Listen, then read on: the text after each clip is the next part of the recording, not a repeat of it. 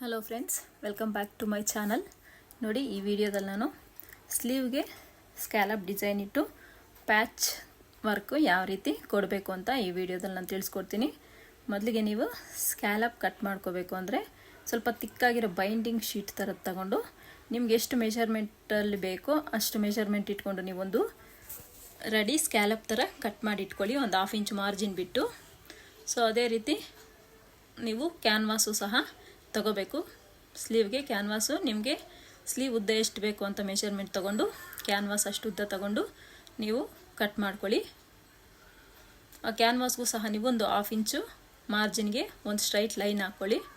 ಎರಡೂ ಸ್ಲೀವ್ಗೂ ಸಹ ಅದೇ ರೀತಿ 1/2 ಇಂಚ್ ಮಾರ್ಜಿನ್ ಬಿಟ್ಟು ಒಂದು ಲೈನ್ ಹಾಕ್ಕೊಳ್ಳೋದ್ರಿಂದ ನೀವು ಆ ಸ್ಕ್ಯಾಲಪ್ಪಲ್ಲಿ 1/2 ಇಂಚ್ ಏನು ಮಾರ್ಜಿನ್ ಬಿಟ್ಟು ಸ್ಕ್ಯಾಲಪ್ ಡಿಸೈನ್ ಇದು ಮಾಡ್ಕೊಂಡಿದ್ದೀರೋ ಆ ಲೈನ್ ಮೇಲೇ ಕ್ಯಾನ್ವಾಸಲ್ಲಿ ಹಾಕಿರ್ತೀವಲ್ಲ ಆ ಲೈನ್ ಮೇಲೇ ಬರೋ ಥರ ನೀವಿಟ್ಟು ಮಾರ್ಕ್ ಮಾಡ್ಕೋಬೋದು. ನೋಡಿ, ನಾನು 1.5 ಇಂಚ್ ಆ ಕಡೆ ಎಕ್ಸ್ಟ್ರಾ ಬಟ್ಟೆ ಏನು ಬಿಟ್ಟಿರ್ತೀವೋ ಅದಕ್ಕೆ ಬಿಟ್ಬಿಟ್ಟು ನೋಡಿ ಆ ಲೈನ್ ಮೇಲೆ 1/2 ಇಂಚ್ ಸ್ಕ್ಯಾಲಪ್ದೇನು ನಾವು ಕಟ್ ಮಾಡಿದ್ದೀವಿ 1/2 ಇಂಚ್ ಲೈನು ಅದ್ರ ಮೇಲೆ ಇಟ್ಟು ನೀಟಾಗಿ ಈ ರೀತಿ ಮಾರ್ಕ್ ಮಾಡ್ಕೊಳ್ಳಿ. ಈ ರೀತಿ ನೀಟಾಗಿ ಮಾರ್ಕ್ ಮಾಡ್ಕೊಳ್ಳೋದ್ರಿಂದ ನಿಮಗೆ ಸ್ಟಿಚ್ ಹಾಕ್ಬೇಕಾದ್ರೆ ತುಂಬ ಈಸಿಯಾಗಿ ಅದ್ರ ಮೇಲೇ ನೀವು ಸ್ಟಿಚ್ ಹಾಕ್ಕೊಂಡು ಹೋಗ್ಬೋದು.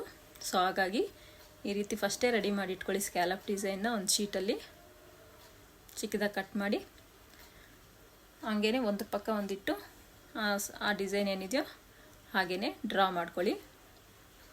ಯಾರೆಲ್ಲ ನನ್ನ ವಿಡಿಯೋ ನೋಡ್ತಾ ಇದ್ದೀರೋ ಮೊದಲಿಗೆ ಅವರಿಗೆ ವಿಡಿಯೋನ ನಮ್ಮ ಚಾನಲನ್ನು ಫಸ್ಟು ಸಬ್ಸ್ಕ್ರೈಬ್ ಮಾಡಿಕೊಂಡು ವಿಡಿಯೋ ಅನ್ನೋದು ನೋಡಿ ಮತ್ತು ಲೈಕ್ ಮಾಡೋದು ಮಾತ್ರ ಮರಿಬೇಡಿ.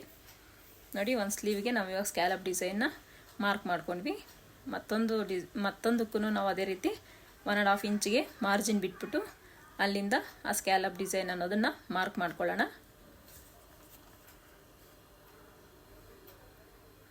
ಈ ರೀತಿ ಒಂದ್ರ ಪಕ್ಕ ಒಂದು ಇಟ್ಟು ಮಾರ್ಕ್ ಮಾಡ್ಕೋತಾ ಹೋಗಬೇಕು.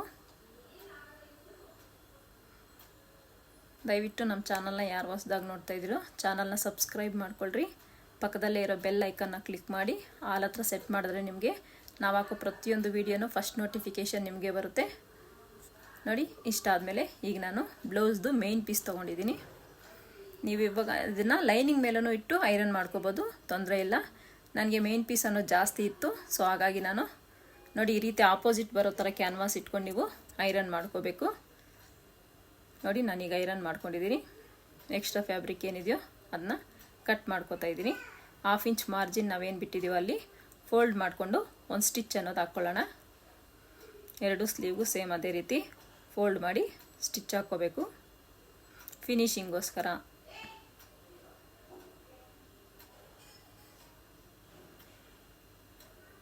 ಇಷ್ಟಾದಮೇಲೆ ನಾವಿವಾಗ ಮೇನ್ ಪೀಸ್ ಸ್ಲೀವ್ದು ಮೇನ್ ಪೀಸ್ ಏನಿದೆಯೋ ವಿತೌಟ್ ಲೈನಿಂಗ್ ಅಟ್ಯಾಚ್ ಮಾಡೋಕ್ಕೆ ಮೊದಲೇ ನಾವು ಲೈನಿಂಗ್ ಅಟ್ಯಾಚ್ ಮಾಡೋಕ್ಕೆ ಮೊದಲೇ ಈ ಮೇನ್ ಪೀಸ್ ಬ್ಲೌಸ್ ಏನಿದೆಯೋ ಅದಕ್ಕೇ ನಾವು ಕ್ಯಾನ್ವಾಸನ್ನು ಅಟ್ಯಾಚ್ ಮಾಡ್ಕೋಬೇಕು. ಮೊದಲಿಗೆ ಸ್ಲೀವ್ನ ಫೋಲ್ಡಿಂಗ್ ಮಾಡಿ ಮಿಡ್ಲಿಗೆ ಒಂದು ಮಾರ್ಕ್ ಮಾಡ್ಕೋಬೇಕು. ಮಿಡ್ಲಿಗೆ ಮಾಡಿದ್ಮೇಲೆ ಕ್ಯಾನ್ವಾಸ್ಗೂ ಸಹ ಅದೇ ರೀತಿ ಫೋಲ್ಡ್ ಮಾಡಿಕೊಂಡು ಮಿಡ್ಲಿಗೆ ಒಂದು ಮಾರ್ಕ್ ಮಾಡ್ಕೊಳ್ಳಿ. ಯಾಕಂದರೆ ಮಿಡ್ಲಿಗೆ ಪರ್ಫೆಕ್ಟಾಗಿ ಕೂರುತ್ತೆ ಅಂತ. ನೋಡಿ, ಆ ಮಿಡ್ಲ್ ಪಾಯಿಂಟ್ಗೂ ಈ ಮಿಡ್ಲ್ ಪಾಯಿಂಟ್ಗೂ ಸರಿಯಾಗಿ ಹಿಂಗಿಟ್ಟು ಒಂದು ಲೂಸ್ ಸ್ಟಿಚ್ ಹಾಕ್ಕೊಳ್ಳಿ ಮಾರ್ಜಿನ್ಗೆ. ಆ ಕ್ಯಾನ್ವಾಸು ಸ್ಟಿಚ್ ಹಾಕ್ಬೇಕಾದ್ರೆ ಆ ಸ್ಕ್ಯಾಲಪ್ ಮೇಲೆ ಸ್ಟಿಚ್ ಹಾಕ್ಬೇಕಾದ್ರೆ ಜರುಗಬಾರ್ದು ಅನ್ನೋ ಉದ್ದೇಶದಿಂದ ನಾವೊಂದು ಲೂಸ್ ಸ್ಟಿಚ್ ಅನ್ನೋದು ಹಾಕ್ಕೋಬೇಕು. ಇದು ಸಹ ಅದೇ ರೀತಿ ಮಿಡ್ಲಿಗೆ ಮಾರ್ಕ್ ಮಾಡಿ ಕ್ಯಾನ್ವಾಸ್ನು ಮಿಡ್ಲಿಗೆ ಒಂದು ನ್ಯಾಚ್ ಹಾಕ್ಕೊಂಡು ಮಿಡ್ಲಿಗಿಟ್ಟು ಒಂದು ಲೂಸ್ ಸ್ಟಿಚ್ ಅನ್ನೋದು ಹಾಕ್ಕೋಬೇಕು.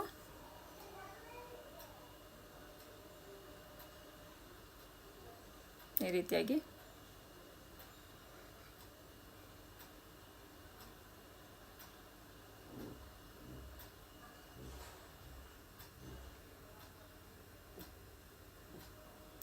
ಈಗ ನಾವೇನು ಮಾಡಬೇಕಪ್ಪ ಅಂದರೆ ಆ ಸ್ಕ್ಯಾಲಪ್ ಕಟ್ಟಿಂಗ್ ನಾವೇನು ಮಾರ್ಕ್ ಮಾಡ್ಕೊಂಡಿದ್ದೀವೋ ಸೊ ಅದ್ರ ಮೇಲೇ ನೀಟಾಗಿ ಸ್ಟಿಚ್ ಹಾಕ್ಕೋಬೇಕು. ಈ ಸ್ಕ್ಯಾಲಪ್ ಮೇಲೆ ಸ್ಟಿಚ್ ಹಾಕ್ಕೋಬೇಕಾದ್ರೆ ನೀಟಾಗಿ ಸ್ಲೋ ಆಗಿ ನೀವು ಬಟ್ಟೆನ ಸ್ಕ್ಯಾಲಪ್ ಡಿಸೈನ್ ನೀವು ಯಾವ ರೀತಿ ಮಾರ್ಕ್ ಮಾಡಿದ್ದೀರೋ ಅದೇ ರೀತಿ ಟರ್ನಿಂಗ್ಸ್ ತೊಗೊಂಡು ನೀವು ನೀಟಾಗಿ ಹಾಕ್ಕೋಬೇಕು. ಆ ಕಾರ್ನರ್ ಪಾಯಿಂಟ್ ಬಂದಾಗ ನೀವು ನೀಡಲ್ನ ಬಟ್ಟೆ ಒಳಗೆ ಬಿಟ್ಟು ಫುಟ್ ಮೇಲೆತ್ತಿ ನೀವು ಟರ್ನಿಂಗ್ ಅನ್ನೋದು ತೊಗೋಬೇಕು. ಆಗ ನಿಮಗೆ ಫಿನಿಶಿಂಗ್ ಅನ್ನೋದು ನೀಟಾಗಿ ಬರುತ್ತೆ. ಇದು ನಿಧಾನವಾಗಿ ಆಗುತ್ತೆ ಕೆಲಸ, ಸ್ವಲ್ಪ ಸ್ಲೋ ಆಗಿ, ಎಸ್ಪೆಷಲಿ ಬಿಗಿನರ್ಸ್ ಆದರೆ ಇನ್ನು ನಿಧಾನ ಸ್ಲೋ ಆಗಿ ಸ್ಟಿಚ್ ಮಾಡ್ಕೊಳ್ಳಿ.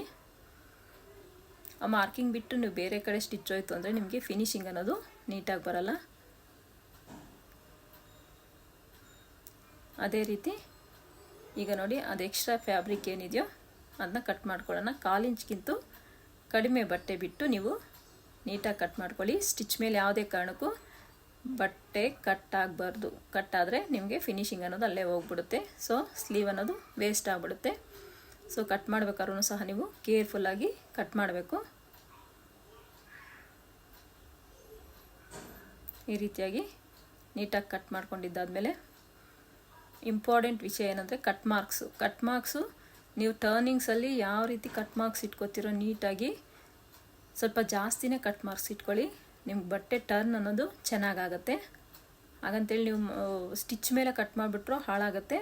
ಸೊ ನೀಟಾಗಿ ನೋಡಿಕೊಂಡು ನೀವು ಕಟ್ ಮಾರ್ಕ್ಸ್ ಅನ್ನೋದನ್ನು ಇಟ್ಕೊಳ್ಳಿ.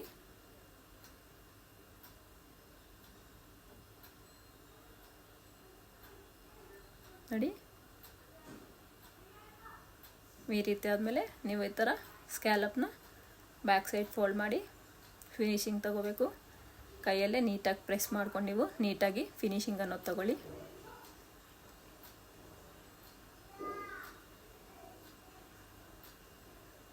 ಈ ರೀತಿಯಾಗಿ ಫಿನಿಶಿಂಗ್ ನೀಟಾಗಿ ತಗೊಂಡ್ಮೇಲೆ ನೀವು ಬೇಕಾದ್ರೆ ಇದನ್ನು ಐರನ್ ಮಾಡ್ಕೋಬೋದು. ಐರನ್ ಮಾಡಿಕೊಂಡ್ರೆ ನಿಮಗೆ ಸ್ಟಿಫಾಗಿ ಕೂತ್ಕೊಳ್ಳುತ್ತೆ. ನೀಟಾಗಿ ಸೆಟ್ ಮಾಡ್ಕೊಂಡು ಕೈಯಲ್ಲೇ ಇಟ್ಕೊಳ್ಳಿ. ಅದೇ ರೀತಿ ಈಗ ನಾವು ಇನ್ನೊಂದು ಸ್ಲೀವ್ಗೂ ಸೇಮ್ ಅದೇ ಥರ ಸ್ಟಿಚ್ ಮಾಡ್ಕೊಳ್ಳೋಣ. ನಿಮಗೆ ನೀಟಾಗಿ ಫಿನಿಶಿಂಗ್ ಇಲ್ಲ ಅಂದರೆ, ಫಿಟ್ಟಿಂಗ್ ಇಲ್ಲ ಅಂದರೆ ಬ್ಲೌಸ್ ಹೊಲಿಸಿ ವೇಸ್ಟ್ ಆಗುತ್ತೆ. ಸೊ ಕಸ್ಟಮರ್ ನಮಗೆ ಯಾವುದೇ ಕಾರಣಕ್ಕೂ ಒಂದು ಸಲ ಬ್ಲೌಸ್ ಹೊಲಿಯೋಕ್ಕೆ ಕೊಟ್ಟರೆ ನಾವು ಫಿನಿಶಿಂಗು ಮತ್ತು ಫಿಟ್ಟಿಂಗ್ ನೀಟಾಗಿ ಬಂದಿಲ್ಲ ಅಂದರೆ ಇನ್ನೊಂದು ಸಲ ಆ ಕಸ್ಟಮರ್ ನಮ್ಮ ಹತ್ರ ಹೊಲ್ಸೋಕ್ಕೆ ಬರೋಲ್ಲ. ಸೊ ನೀವು ಮೇಯ್ನು ಕಾನ್ಸಂಟ್ರೇಟ್ ಮಾಡಬೇಕಾಗಿರೋದು ಫಿನಿಶಿಂಗು ಮತ್ತು ಫಿಟ್ಟಿಂಗ್ ಬಗ್ಗೆ. ಹಾಗಾಗಿ ಹೇಳ್ತಿದ್ದೀನಿ, ಸ್ಟಿಚ್ ಮಾಡ್ಕೋಬೇಕಾದ್ರೆ ನೀವು ನಿಧಾನವಾಗಿ ನೀಟಾಗಿ ಫಿನಿಶಿಂಗ್ ಜೊತೆನೇ ನೀವು ಸ್ಟಿಚ್ ಹಾಕ್ಕೋಬೇಕು. ಆಗಲೇ ನಿಮಗೆ ಪರ್ಫೆಕ್ಟಾಗಿ ಬರುತ್ತೆ. ಈ ರೀತಿ ಸ್ಟಿಚ್ ಹಾಕ್ಕೊಂಡ್ಮೇಲೆ ಎಕ್ಸ್ಟ್ರಾ ಫ್ಯಾಬ್ರಿಕ್ ಏನಿದೆಯೋ ಅದನ್ನ ನೀಟಾಗಿ ಕಟ್ ಮಾಡ್ಕೊಬಿಡೋಣ. ಈ ರೀತಿಯಾಗಿ ನಿಮಗೆ ಬಿಗಿನರ್ಸ್ಗಾದರೆ ಕಷ್ಟ ಅನಿಸ್ಬೋದು.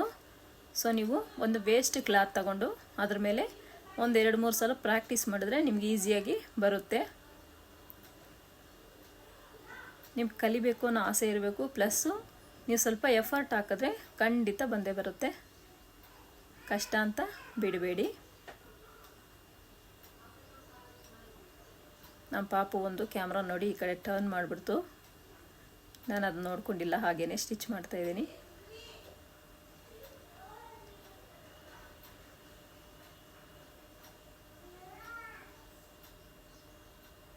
ಈ ಥರ ಕಟ್ ಮಾರ್ಕ್ಸ್ ನೀಟಾಗಿ ಇಟ್ಕೊಳ್ಳಿ. ಬಿಗಿನರ್ಸ್ ಆದರೆ 1-2-3 ಸಲ ವಿಡಿಯೋ ನೋಡಿ ಮತ್ತು ಸ್ಟಿಚಿಂಗ್ ಅನ್ನೋದು ಸ್ಟಾರ್ಟ್ ಮಾಡಿ. ಫಸ್ಟು ವೇಸ್ಟ್ ಕ್ಲಾತ್ ಮೇಲೆ ಸ್ಟಿಚ್ ಮಾಡಿ ಒಂದು ನೋಡಿ ನೀಟಾಗಿ ಬಂತು ಅಂದರೆ ನೀವು ಬ್ಲೌಸ್ ಪೀಸ್ ಮೇಲೆ ನೀವು ಸ್ಟಿಚ್ ಅನ್ನೋದು ಮಾಡಿಕೊಂಡ್ರೆ ಬೆಸ್ಟ್ ಅಂತ ನನ್ನ ಸಜೆಷನು. ಇಲ್ಲ ನಿಮಗೆ ಬರುತ್ತೆ ಅನ್ನಂಗಿದ್ರೆ ನೀವು ಡೈರೆಕ್ಟಾಗಿ ಸ್ಟಿಚ್ ಮಾಡ್ಕೋಬೋದು. ಎಸ್ಪೆಷಲಿ ಬಿಗಿನರ್ಸಿಗೆ ಹೇಳ್ತಾ ಇದ್ದೀನಿ ನಾನು. ಈ ರೀತಿ ಕೈಯಲ್ಲೇ ಫಿನಿಶಿಂಗ್ ತಗೊಂಡು ಈಗ ಇದನ್ನು ನಾನು ಐರನ್ ಮಾಡ್ಕೋತೀನಿ. ಅದ್ರ ಮೇಲೆ ಏನು ಸ್ಟಿಚ್ ಹಾಕಲ್ಲ. ಸೊ ನಾನು ಸ್ಲೀವ್ಗೆ ನೋಡಿ ಈ ಥರ ಐರನ್ ಮಾಡ್ಕೊಂಬಂದಿದ್ದೀನಿ. ಸ್ಲೀವ್ ಬಾಟಮ್ಗೆ ನಾನು ಸ್ಯಾರಿ ಪೀಸ್ ಒಂದು ಬಾರ್ಡ್ರ್ ಥರ ಕೊಡಬೇಕು ಅಂತ ಅಂದ್ಕೊಂಡಿದ್ದೀನಿ. ಅದಕ್ಕೆ ನಾನು ಈ ಸ್ಕ್ಯಾಲಪ್ ಮೇಲೆ ಸ್ಟಿಚ್ ಹಾಕ್ಕೊಂಡಿಲ್ಲ. ಹೆಂಗೋ ಅಟ್ಯಾಚ್ ಮಾಡ್ಬೇಕಾದ್ರೆ ಸ್ಟಿಚ್ ಬಂದೇ ಬರುತ್ತೆ ಅಂತ ನಾನು ಅಟ್ಯಾಚ್ ಮಾಡ್ಕೊಂಡಿಲ್ಲ. ಅದ್ರ ಮೇಲೆ ಸ್ಟಿಚ್ ಹಾಕಿಲ್ಲ ಸ್ಕ್ಯಾಲಪ್ ಮೇಲೆ. ನೋಡಿ ನಾನೀಗ ಸ್ಲೀವ್ಗೆ ಫ್ರಂಟ್ ಶೇಪ್ ನಾನು ತೆಗೆದಿಲ್ಲ. ಸೊ ಫ್ರಂಟ್ ಶೇಪ್ ತೆಗಿತಾ ಇದ್ದೀನಿ. ಯಾರಿಗೆಲ್ಲ ಸ್ಲೀವ್ ಕಟ್ಟಿಂಗ್ ಡೌಟ್ ಇದೆ ಅನ್ನೋರು ನನ್ನ ಚಾನಲಲ್ಲಿ ನಾನು ಅಪ್ಲೋಡ್ ಮಾಡಿದ್ದೀನಿ, ನೀವೊಂದು ಸಲ ಚೆಕ್ ಮಾಡ್ಕೋಬೋದು. ಇಷ್ಟಾದಮೇಲೆ ನೋಡಿ ಲೈನಿಂಗ್ ಮೇಲೆ ಮೇನ್ ಪೀಸ್ನ ಉಲ್ಟಾ ಹಾಕ್ಕೊಂಡು 1/2 ಇಂಚ್ ಮಾರ್ಜಿನ್ಗೆ ನಾನು ಸ್ಟಿಚ್ ಅನ್ನೋದು ಹಾಕ್ಕೋತೀನಿ. ಈ ರೀತಿಯಾಗಿ 1/2 ಇಂಚ್ ಮಾರ್ಜಿನ್ ಬಿಟ್ಟು ಸ್ಟಿಚ್ ಹಾಕ್ಕೋತೀನಿ.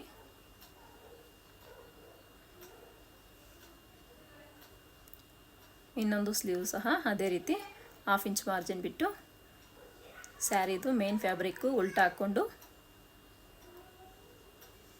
1/2 ಇಂಚಿಗೆ ಸ್ಟಿಚ್ ಮಾಡ್ಕೋತೀನಿ. ಇಷ್ಟಾದಮೇಲೆ ಆ ಮೇನ್ ಪೀಸ್ನ ಸ್ಯಾರಿ ಮೇನ್ ಪೀಸ್ನ ಫೋಲ್ಡ್ ಮಾಡಿ ಆ ಮೇನ್ ಪೀಸ್ ಮೇಲೇ ಕೂಳೆ ಆ ಕಡೆ ಇಟ್ಟು ನಾನು ಒಂದು ಸ್ಟಿಚ್ ಹಾಕ್ಕೋತೀನಿ. ಬಟ್ಟೆನ ಯಾವುದೇ ಕಾರಣಕ್ಕೂ ಎಳಿಬೇಡಿ. ನಾನು ಮತ್ತೆ ನನ್ನ ವೀಡಿಯೋದಲ್ಲಿ ನಿಮಗೆ ಹೇಳ್ತಾ ಇರ್ತೀನಿ, ಬಟ್ಟೆನ ಸ್ಟಿಚ್ ಮಾಡ್ಕೋಬೇಕಾದ್ರೆ ಮೇನ್ ಪೀಸ್ ಆಗಲಿ ಲೈನಿಂಗ್ನಾಗಲಿ ನೀವು ಯಾವುದೇ ಕಾರಣಕ್ಕೂ ಎಳಿಬಾರ್ದು. ಎಳೆದ್ರೆ ನಿಮಗೆ ಫಿಟ್ಟಿಂಗು ಫಿನಿಶಿಂಗು ಎರಡೂ ನೀಟಾಗಿ ಬರೋಲ್ಲ, ರಿಂಕಲ್ ಬರೋ ಚಾನ್ಸಸ್ ಇರುತ್ತೆ. ಈ ಥರ ನೀವು ಸೀದಾ ಇಟ್ಕೊಂಡು ಈಗ ಈ ಮೇನ್ ಫ್ಯಾಬ್ರಿಕ್ನ ಮೇಲೆ 1/2 ಇಂಚು ಫೋಲ್ಡ್ ಮಾಡಿಕೊಂಡು ನಾವು ಸ್ಟಿಚ್ ಹಾಕ್ಕೊಳ್ಳೋಣ. ಈ ರೀತಿಯಾಗಿ ನೀಟಾಗಿ 1/2 ಇಂಚ್ ಫೋಲ್ಡಿಂಗಲ್ಲಿ ಒಂದು ಸ್ಟಿಚ್ ಹಾಕ್ಕೊಂಡು ಫಿನಿಶಿಂಗ್ ತಗೋಬೇಕು. ನೋಡಿ ಈ ರೀತಿಯಾಗಿ ಇನ್ನೊಂದು ಸ್ಲೀವು ಸೇಮ್ ಅದೇ ರೀತಿ 1/2 ಇಂಚ್ ಫೋಲ್ಡಿಂಗಲ್ಲಿ ನೀಟಾಗಿ ಸ್ಟಿಚ್ ಅನ್ನೋದು ಹಾಕ್ಕೋಬೇಕು. ಈ ರೀತಿಯಾಗಿ ನೋಡಿ ಈ ಸ್ಲೀವ್ ಏನಿದೆಯೋ ಬ್ಯಾಕೇ ಬರಬೇಕು, ಫ್ರಂಟೇ ಬರಬೇಕು, ಪಕ್ಕ ಅದನ್ನು ಮೈಂಡಲ್ಲಿ ಇಟ್ಕೊಂಡು ನೀವು ಸ್ಟಿಚ್ ಹಾಕ್ಕೋಬೇಕು. ಇಲ್ಲಾಂದರೆ ಎರಡೂ ಸ್ಲೀವ್ ಒಂದೇ ಕಡೆ ಬರೋ ಚಾನ್ಸಸ್ ಇರುತ್ತೆ. ಸೊ ಹಾಗಾಗಿ ನೀವು ಎದುರು ಬದುರು ಇಟ್ಕೊಂಡ್ರೆ ಬ್ಯಾಕೇ ಬರಬೇಕು, ಫ್ರಂಟೇ ಬರಬೇಕು. ನಾನು ಎಲ್ಲ ವೀಡಿಯೋ ಸ್ಟಿಚ್ ಮಾಡ್ಬೇಕಾದ್ರೂ ನಾನು ಆ ವಿಷಯ ನಿಮ್ಗೆ ಹೇಳಿರ್ತೀನಿ. ಸೊ ಕೇರ್ಫುಲ್ಲಾಗಿ ಸ್ಟಿಚ್ ಮಾಡ್ಕೋಬೇಕು. ನೋಡಿ ಈಗ ನಾನು ಈ ಮೇನ್ ಫ್ಯಾಬ್ರಿಕ್ ಸ್ಕ್ಯಾಲಪ್ ಕಟ್ಟಿಂಗ್ ಏನು ಮಾಡ್ಕೊಂಡಿದ್ದೀನೋ ಅದನ್ನು ಆ ಒಂದು ಸ್ಲೀವ್ಗೆ ಅಟ್ಯಾಚ್ ಮಾಡ್ತಿದ್ದೀನಿ. ನಿಮ್ಗೆ ಎಷ್ಟು ಲೆಂತ್ ಬೇಕೋ ಇಟ್ಟು ನೀವು ಅಟ್ಯಾಚ್ ಮಾಡ್ಕೋಬೋದು. ಬಾರ್ಡ್ರ್ ಥರ ಸ್ಕ್ಯಾಲಪ್ಗೆ ಬಾರ್ಡ್ರ್ ಥರ ಪ್ಲೈನ್ದು ಸ್ಯಾರಿದು ನಿಮ್ಗೆ ಎಷ್ಟು ಲೆಂತ್ ಬೇಕೋ ಅಷ್ಟು ಇಟ್ಕೋಬೋದು. ನಾನು ಇಲ್ಲಿ ಒಂದು 2.5-3 ಇಂಚಸ್ ಅಷ್ಟು ಇಟ್ಟು ನಾನು ಈಗ ಸ್ಕ್ಯಾಲಪ್ಸ್ ಮೇಲೇ ಸ್ಟಿಚ್ ಹಾಕ್ಕೊಳ್ತೀನಿ. ನೋಡಿ ಈ ರೀತಿಯಾಗಿ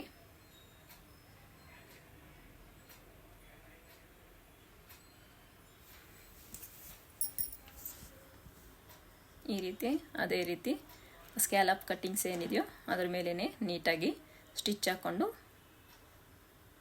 ಫಿನಿಶಿಂಗ್ ತಗೊಳ್ಳೋಣ. ನನ್ನ ವಿಡಿಯೋ ನೋಡಿಬಿಟ್ಟು ಲೈಕ್ ಮಾಡ್ತೀರಾ, ಹಂಗೆ ಬ್ಯಾಕ್ ಹೋಗ್ತಾ ಇದ್ದೀರಾ, ಪ್ಲೀಸ್ ದಯವಿಟ್ಟು ನನ್ನ ವಿಡಿಯೋನ ಲೈಕ್ ಮಾಡಿ, ನನಗೊಂದು ಮೋಟಿವೇಶನ್ ಸಿಗುತ್ತೆ. ನಾನು ಹೆಚ್ಚು ವೀಡಿಯೋಗಳು ಅಪ್ಲೋಡ್ ಮಾಡೋಕ್ಕೆ ನನಗೂ ಇಂಟ್ರೆಸ್ಟ್ ಅನ್ನೋದು ಬರುತ್ತೆ. ಪ್ಲೀಸ್ ಲೈಕ್ ಮಾಡಿ ನನ್ನ ಚಾನಲ್ನ, ನನ್ನ ವೀಡಿಯೋಸ್ನ ಲೈಕ್ ಮಾಡಿ, ನನ್ನ ಚಾನಲ್ನ ಸಬ್ಸ್ಕ್ರೈಬ್ ಮಾಡ್ಕೊಳ್ಳಿ. ನಿಮ್ಗೆ ಏನೇ ಡೌಟ್ಸ್ ಇದ್ದರೂ ಕಟ್ಟಿಂಗ್ಸ್ ಆಗಿರ್ಬೋದು, ಸ್ಟಿಚಿಂಗಲ್ಲಾಗಿರ್ಬೋದು, ಏನೇ ಡೌಟ್ ಇದ್ದರೂ ನೀವು ನನಗೆ ಕಮೆಂಟ್ ಸೆಕ್ಷನಲ್ಲಿ ತಿಳಿಸಿ, ನನ್ನ ಖಂಡಿತ ನಿಮಗೆ ರಿಪ್ಲೈ ಅನ್ನೋದು ಕೊಡ್ತೀನಿ. ನೋಡಿ ಈ ರೀತಿಯಾಗಿ ಅದೆಷ್ಟು ಮಾರ್ಜಿನ್ ಬಿಟ್ಟು ನೀವು ಸ್ಟಿಚ್ ಮಾಡಿಕೊಟ್ರು ಸೇಮ್ ಇದನ್ನು ಸಹ ಅಷ್ಟೇ ಮಾರ್ಜಿನ್ ಇಟ್ಕೊಂಡು ನೀವು ಸ್ಟಿಚ್ ಅನ್ನೋದು ಹಾಕ್ಕೋಬೇಕು.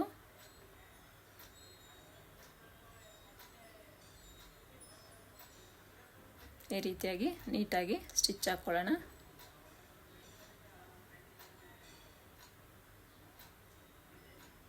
ನೋಡಿ ಸ್ಟಿಚ್ ಹಾಕ್ಕೊಂಡಿದ್ದು ಮುಗೀತು. ಈಗ ನಾವು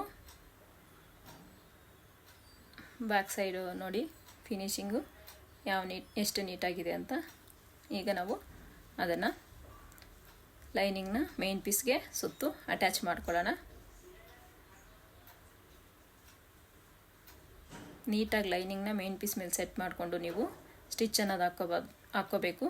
ಲೈನಿಂಗ್ನ ಮೇನ್ ಪೀಸ್ನ ಎಳಿಬಾರ್ದು. ನೋಡಿ ಈ ರೀತಿ ಎರಡಕ್ಕೂ ಸುತ್ತು ಸ್ಟಿಚ್ ಹಾಕ್ಕೊಳ್ಳೋಣ.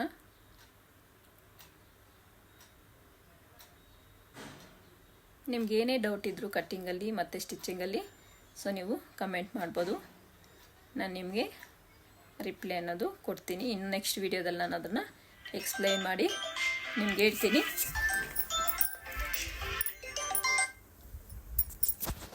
ನೋಡಿ ಈಗ ಎಕ್ಸ್ಟ್ರಾ ಫ್ಯಾಬ್ರಿಕ್ ಏನಿದೆಯೋ ಅದನ್ನು ನೀಟಾಗಿ ಕಟ್ ಮಾಡ್ಕೊಳ್ಳೋಣ. ಇಷ್ಟು ಕಟ್ ಮಾಡ್ಕೊಂಡು ನಾವು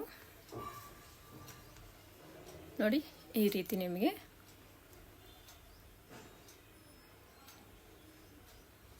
ನೀಟಾಗಿ ಎಕ್ಸ್ಟ್ರಾ ಫ್ಯಾಬ್ರಿಕ್ ಕಟ್ ಮಾಡಬೇಕಾದ್ರೂ ಅಷ್ಟೇ ಲೈನಿಂಗ್ ಕಟ್ ಆಗದೆ ಇರೋ ಥರ ನೋಡ್ಕೊಳ್ಳಿ.